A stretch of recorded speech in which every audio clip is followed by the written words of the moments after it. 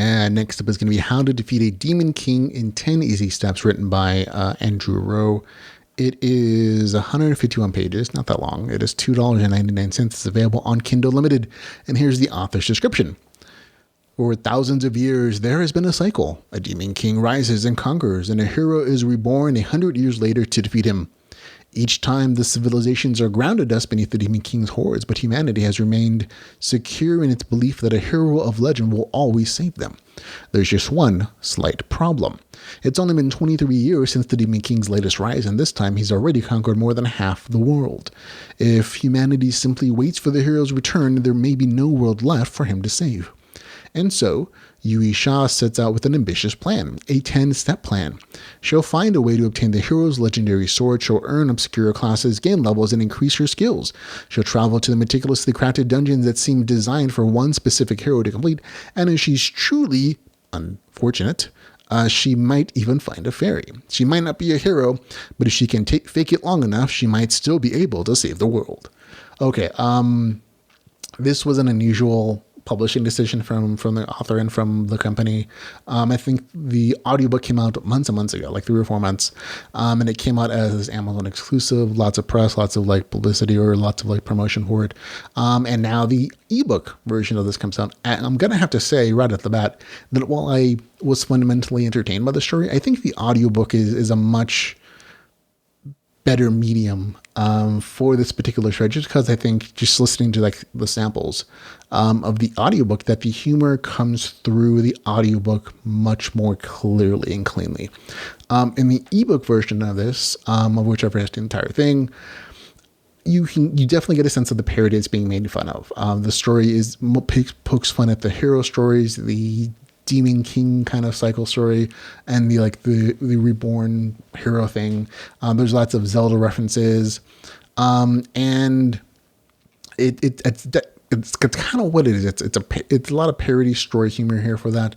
And as long as you really appreciate that humor, or it comes through for you as a reader, I think you'll like really enjoy this. I got the jokes personally, but at some point I was like, okay, it's another Zelda joke, and I'm like, after a while, just as reading, I'm like, what am I really getting from this story? Like the first 20%, there is definitely like an attempt from the author to like really show liturgy mechanics, showing smart progression, smart decision making for like what classes, even though like, there's no like a show like the author or the main character researching the stuff.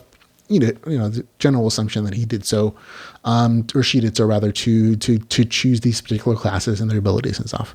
But after that particular point, then there's a lot of time jump, like weeks and months, where the main character just gains a bunch of levels and powers without actually showing. And so once that started to happen, the RPG stuff faded a little bit in the background because they're just summarized level jumps and new powers and abilities that are then used. So on a little RPG side of things, it became a little less entertaining for me, even though like the rest of the story was still very much parodying and having like these action adventure scenes of the main character going through like dungeons and like Zelda-esque dungeons for like boomerangs or for powers and abilities or specific powers that are artifacts that had to be joined together to face the mighty evil demon lord.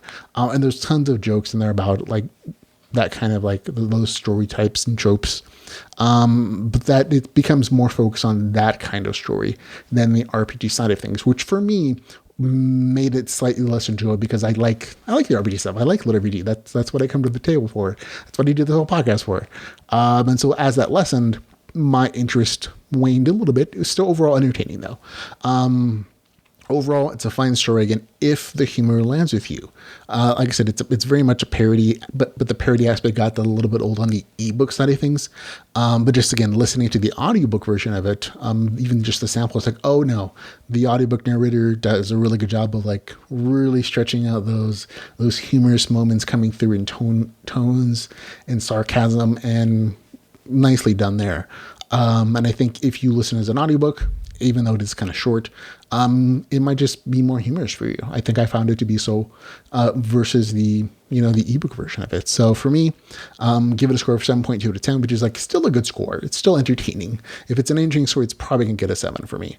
But it's definitely on the lower side of that scale because it wasn't quite as entertained, because of the RPG stuff, like the actual like meaningful RPG stuff, just lessened in importance as the story continued to progress, and it became more about like following game mechanics and trophy stuff and making fun of that parody of like Legend of Zelda or other like reincarnate to defeat the demon lord kind of storytelling.